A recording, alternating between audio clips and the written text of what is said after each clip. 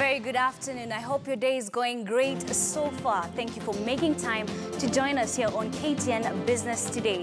We have a lot lined up for you, from what the Chelby Desert has to offer as a tourism destination to do-it-yourself videos to help face the January blues. I'm Ashley Mazuri. Let's get started. And we start here in Nairobi, where the Communications Authority has released a report, and it says that the number of subscriptions has increased by 1.9% to stand at 41 million in the first quarter of the financial year 2017-2018. According to the Communications Authority of Kenya, mobile penetration rose by 1.7 percentage points to reach 90.4% from 88.7% recorded during the previous quarter.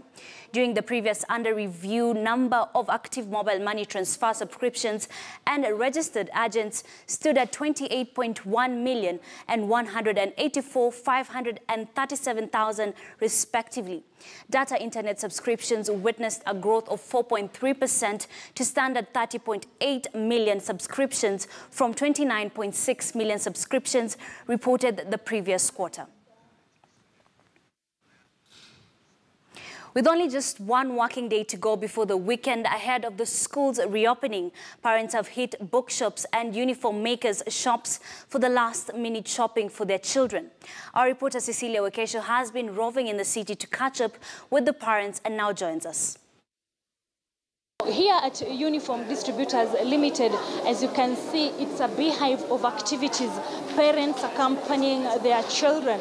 They're up and down to purchase school uniforms, which include shoes and playing uniforms as well. And to a majority of them, the prices are slightly higher as compared to last year. Most of them saying probably it's because of the economic times, which have become a bit harder. I was able to speak to some of them why they are here. It's only 4 days to the opening of schools, which is set for 2nd of January, a term that will run for 14 weeks until around 6th of April. And they had different views on the prices. The price is slightly higher than what I expected. The last time I bought for my ladies, it was slightly low. But anyway, we have to do it. We are parents. That's our obligation. We have to do it. I cannot blame the schools, because I believe it's the way the economic situation has been. Things have gone up, and then they have also to increase the price. So that's what I believe. It's okay. Yeah. So roughly, how much will a parent spend? Because we have, I believe we have from bag, we have shoes, we have school tie. I mean, roughly how much will one end up spending on uniforms alone? On uniform alone, like myself, for my ladies and for my son, I've spent around 18,000 shillings for the whole thing. But this is only uniforms. Don't put in the beddings and all that. The prices are not very high, but they're a bit high compared to last year. Yeah.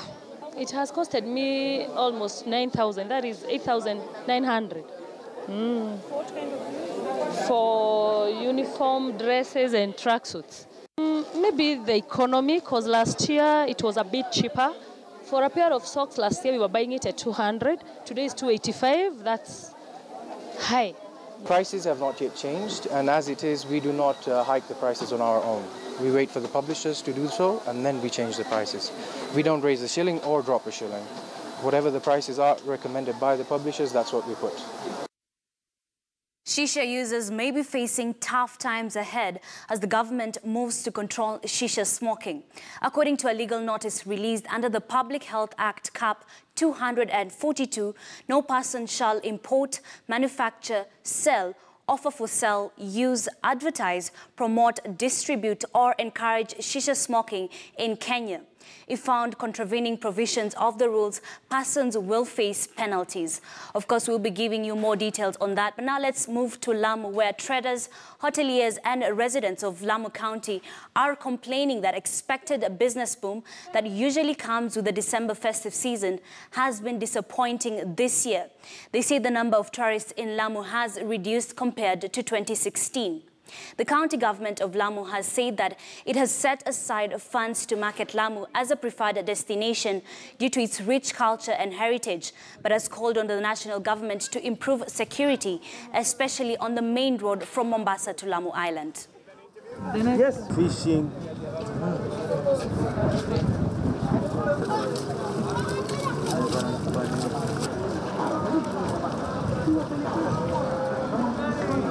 Back now in the water.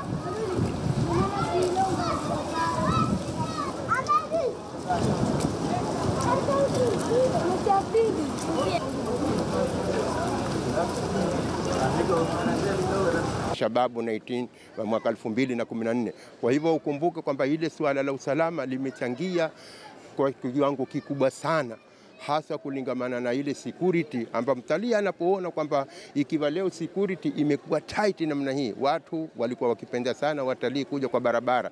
Nafikiri leo utaona ile attention iliyoko katika barabara, jinsi ya watu wanavyoharasiwa, unaona kwamba imeipa kipao kikubwa, na sisi Lamu ndio ilikuwa tegemeo letu kubwa, kwa sababu Lamu ukumbuke kulikuwa hakuna mafactory, hakuna makampuni, kwamba sisi utalii ilikuwa ndio kitu ambacho kilikuwa kimetupa kipaumbele. Uchumi wetu wote ulikuwa ukitoka kwenye utalii, kwa sababu tulikuwa hatuna ajira, mangrove ilikuwa ndio shughuli zetu zimefungwa, na pia kwamba swala hili lilokuja masuala ya coal pia hii imechangia kwa kiwango kikubwa sana, kwamba kama unavyojua swala la coal katika ulimwengu ni swala kubwa ambalo limeleta athari ya mazingira, ambao Lamu peke yake ndio ilikuwa nchi ambayo kwamba inasifika kwa mazingira mazuri. Everything is unique. First of all, due to UNESCO's national heritage, we don't see pollution here of the cars, automobiles. We breathe fresh air here. The people, they are so friendly. The food, the hotels. I mean, I would like to say that this is a proper destination for a tourist. Sisi kama serikali tuko na mambo mengi ambayo tumepangia kuimarisha utalii, na ningezungumzia machache, pengine kusema kwamba tuko na mikakati ya kuhakikisha kwamba hizi seminars ambazo sisi kama serikali ama mitingi mara nyingi tunafanya, tutazifanyia kwa hoteli za Lamu. Kitu kingine ambacho tungefanya kuimarisha utalii ni kuhakikisha tutaboresha usafi. Gavana wetu ako na mipangilio, amefurahia sana na Kigali vile iko safi, na Kigali ni kubwa zaidi ya Lamu. Kwa hivyo tuko na policies tunazipanga kuboresha usafi wa Lamu, kwa sababu hiyo pia itavutia utalii, hususan kwa seafront, baharini na mazingira mengine pia, kuhakikisha mtalii akija ataweza kufurahia mazingira ya Lamu na atarudi tena. In Lamu County, the county is known for its richness in Swahili culture and heritage, but things have been changing. Recently, a number of multi-billion shilling projects have been channeled by successive governments. And with phase 1 of the Lapset project near completion, residents of Lamu say they are ready to take up new opportunities. Francis Mtalaki is now in Lamu and now reports. The beautiful waters along the northern coastline welcome you to the county of Lamu, and apart from the rich culture that has remained the major economic hub for many here. We sail through the islands of Kililana, some 8 kilometers deeper into the Lamu archipelago. This is the upcoming port of Lamu. The construction of 3 out of 32 berths is ongoing. A project that will open up 70% of the country. But for the locals, the issue is how are they going to take up some of the new job opportunities on offer. Sasa tumejiandaa kwa watoto wamesomea engineering mbalimbali na faculty nyingine mbalimbali. We meet Amina Mohamed Twaleba on her way home. Her only hope for the entire family is the completion of Lamu Port, a project that is being undertaken at a cost of 2.4 trillion shillings. Mimi nilitaka kufanya nursing, but kukiwa na hiyo Lamu Port, nikaona afadhali nifanye hiyo course kwa sababu ya hiyo port ambayo yaja. Amina's parents almost lost hope when she completed her secondary education in 2013. Almost all of her classmates are now married, but she is her family's beacons of hope. Ni wengi wanaosoma, na si wengi ambao wanaendelea mbele. wakifika high school wengine ndo basi yaisha hivyo hivyo. Sasa pengine wabahatike hiyo lapset kama sisi tuchukuliwe tukaendelee mbele. Ilinipa afueni kubwa kwa sababu mimi nilikuwa sina namna ya kumsomesha, alikuwa kae tu aulewe. Amina was lucky to have been among the 400 young men and women who received scholarships under the LAPSET project. Despite the challenges faced by the girl child in this part of the country, Amina embodies the hope of her people. So far wamechukua 2 lots. First lots walichukua 220 students. Second lot ambao ni sisi wamechukua 200. Wanafaa kila yao wachukua 200 ndio ifike hiyo 1000. Communities like the Boni who live next to the Boni forest are now beginning to embrace education. Delo Shido has just completed her electrical engineering course and he says it has not been easy. Hivi sasa nikiitwa kuna installation ya nyumba, naweza kwenda kuinstall sa wiring. Kijana huyo alikuwa anaingia skuli kuanzia asubuhi mpaka saa 6, pengine hata chai alikuwa hajanwa. Akisoma na akitoka nyumbani bado hakuna chakula nyumbani. The LAPSET project that is seeking to bridge the gap of poverty and limited economic opportunities can be a boost for the locals, as many of the residents here depend on tourism and fishing. Matumaini yetu kwa upande wa Boni sisi tulikuwa nyuma sana kusema kweli. By the time ukitoka huko ukija ile idleness inaisha. Because uko na skills, huwezi kaa tu hivi ukasema wacha mimi nimsubiri mzee. Many of the residents appreciate the coming of a LAPSET project in Lamu County, but it is their expectation when the project is complete, they will receive the lion's share in terms of employment. Francis Mtelaki, KTN News, Lamu County. What comes to your mind when you think of northern Kenya?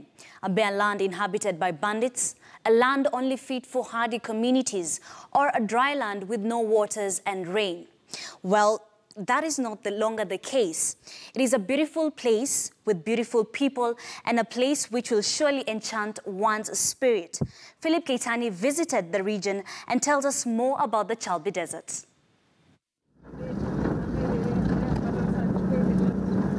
For those fond of Mother Nature in her diversity, Chalbi Desert, located in Marsabit County, is a real gem. Located east of the famous Lake Turkana and spreading to the Ethiopian border, the magical desert is one of the hottest and most arid places in Kenya and covers an area of about 100,000 square kilometers. If you are a fan of nature and you are living in this country of ours, Kenya, you don't have to go and travel very far away. Marsabit, at your doorstep, is Marsabit County, and Chalbi Desert is the only true desert in East Africa. The desert is the harshest of the entire northeastern section and only the toughest of species can survive. Stretching from Mount Kulal from one side to Huri Hills towards the Ethiopian border, Chalbi Desert resembles a boiling lake, but it is actually an ocean of hot and dry volcanic sand stretching from one horizon to the other horizon, with no sign of life until you reach Kalacha, a small town which lies on an oasis. In the short term, we're trying to put up accommodation facilities around the desert, and then we're doing a Kalacha festival, cultural festival. We're partnering with non-governmental NGOs that are doing it at Kalacha, which is just in the desert, basically. While storms are the conspicuous sights that greet you on reaching its fringes, Chalbi Desert itself is a bleached stretch of coarse sand, spiced up with pure rock and immense clay. There are also ash-grey ridges and broken clusters of tiny huts. The desert is believed to have been a lake that dried up thousands of years ago, therefore the name Chalbi, which means bare and salty in the Gabra dialect. Behind me you could see a huge sand dunes. This is about 2 years old. It's quite an interesting feature of the desert, and it keeps on moving from one location to the other. It forms an arc. Even in this barren and desolate location, you may see a shadow emerge in the distance as ostrich, gravy zebras, oryx and other adapted animals are often observed in the desert. On the northern edge is a gorgeous area of oasis with groves of palm trees that attract sand grouse and other birds, including vulturine guinea fowls. The oases are also used by the Gabra people as watering sources for their camels and other animals.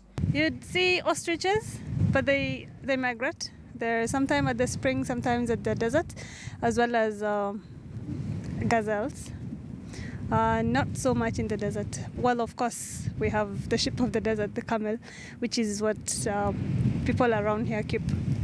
There are ponds of salt in the desert, with many pastoralists pick and use as natural animal salt lick. The desert is also surrounded by volcanic hills, creating a magical panorama with only selected animals and vegetation that can withstand the hostile climate in the entire sub-Saharan region. The southern part of the desert is home to the Rendile, while the eastern part, towards the Ethiopian border, is home to the Gabra community. Don't go to Kalahari or, the deserts out there. Come, if you're in Kenya, just come to Marsabit County, see the desert with all its features. Lake Turkana, the world's largest permanent desert lake and the world's largest alkaline lake, is part of the Chalbi Desert. At Kalacha Springs, local tourists and camels come to quench their thirst. Pastoralists value the never-drying Kalacha Springs as a source of water for their livestock. The locals are harvesting salt for animals and using it as a natural animal salt lick, but this can be made bigger. One of the things Kenya shouldn't be importing should be salt, because we have it in plenty here. Chalbi Desert is a perfect place for motorsports, camel derbies and caravans, safaris, filming and nature treks, among other adventures.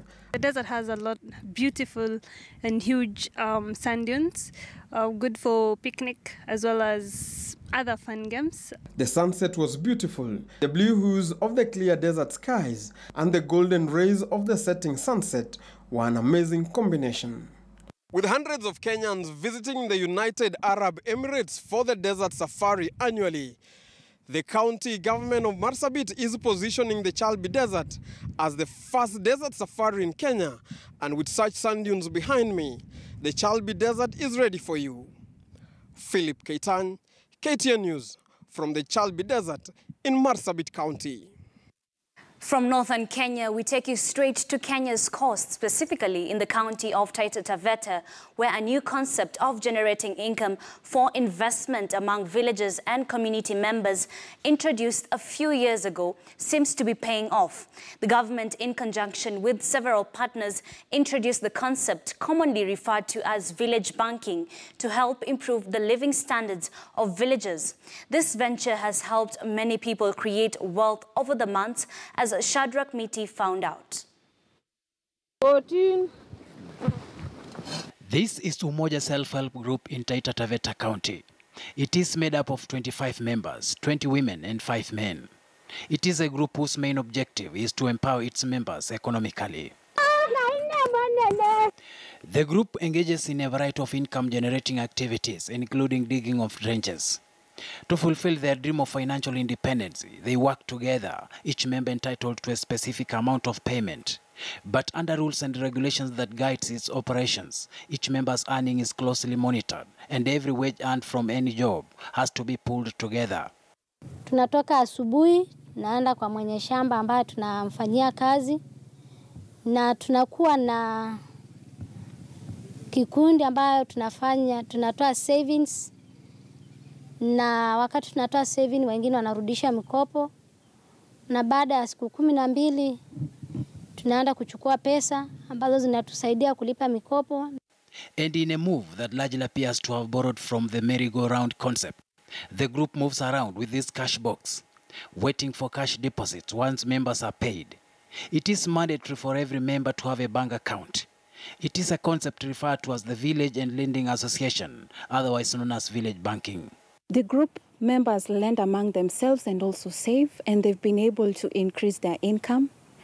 And this has translated to them educating their children. Their children are able to go to school without school fees barriers.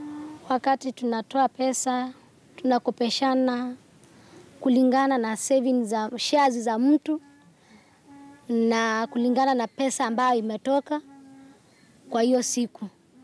This concept was introduced by the government of Kenya in collaboration with other organizations such as World Vision and the World Food Programme.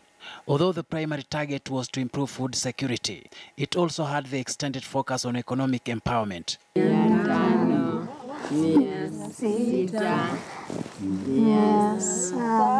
And through it, villagers have been digging their way out of poverty, even as they count their steps towards financial freedom. Through this program and through the VSLA concept, we've been able to see communities that were once food insecure moving to the next level of food security, where communities have been able to save money and come up with projects that assist them. Apart from digging trenches, the members engage in other activities like making of hay bales. And given that Taita Taveta is one of the vulnerable areas insofar as drought is concerned, the old men and women from various groups have been making maximum profits from huge sales of hay. Some of them have attained the cash which they are going to use as their shares from the grass which they've sold, which they've harvested and they've sold. Kupitia kwa kuvuna hiyo nyasi nimesaidika kwa nyumba yangu, katika kupata chakula kwa watoto wangu. Pia watoto wangu pia wanasoma kupitia katika hiyo nyasi, na pia hata katika hiyo maarifa ambayo nimepata kwa hiyo mradi, nimejenga hata matangi ambayo mnashuhudia hata hapo kwa macho mnayaona. Kwa upande wa maji sina shida. Despite many challenges that saw some members quit the group, those who stuck are now reaping big. If one is not participating in digging of trenches, they will be making hay for sale. And if that is not possible, there are other viable options in horticulture and even selling of water. Modern technologies have enabled villagers realize so much potential within them. Villagers and members of the various groups were trained on village savings and lending associations methods. And now, after years of doing manual jobs as they sought to stabilize themselves, many have moved on to other activities like poultry keeping, the effect of which has seen women and other group members upscale their income, consequently stabilizing their income-generating activities through their own savings and lending without external support. Grace Kanini began by doing manual jobs like digging trenches and making of hay. And even though she still does most of those jobs she used to do, she now has an extended business thanks to the benefits she got from the group.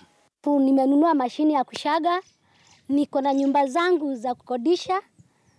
Kwa sasa Mungu amenionekania, amenitoa mahali akaniweka pengine. Taita Taveta is one of the areas worst hit by food insecurity in Kenya. But with projects such as village banking taking shape, with more efforts geared towards nurturing a culture of self-reliance, it is hoped that more community members will embrace this new gospel of self-reliance and economic freedom. Shadrack Miti, KTN News.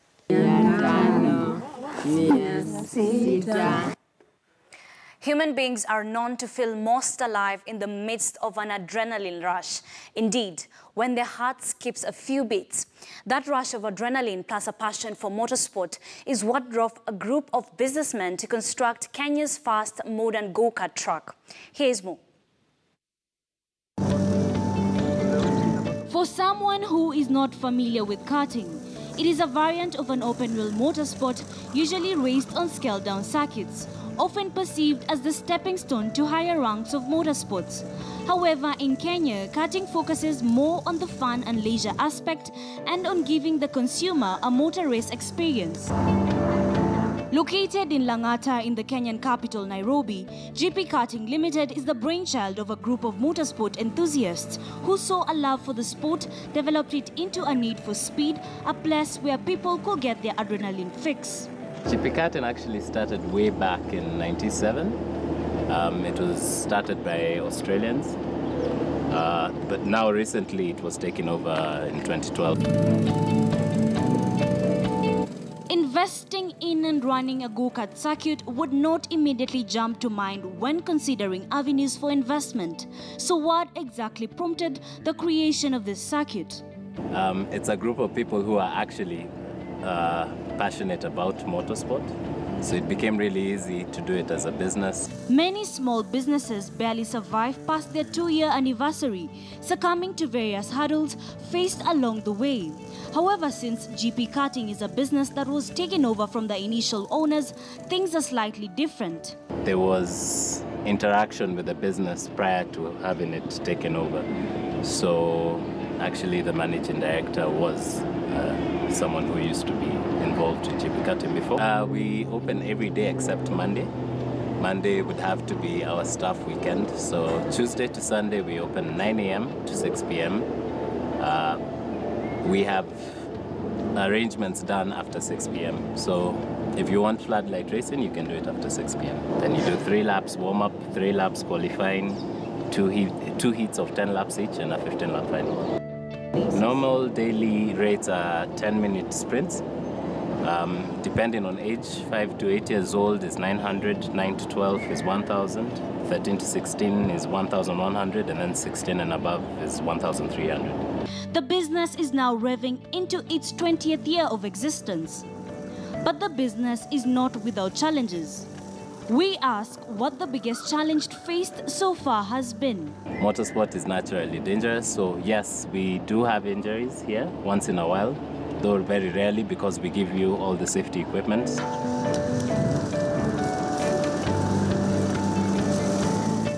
They say a racing car is an animal with adjustments. Well, these adjustments are what created a business worth millions, GP Karting.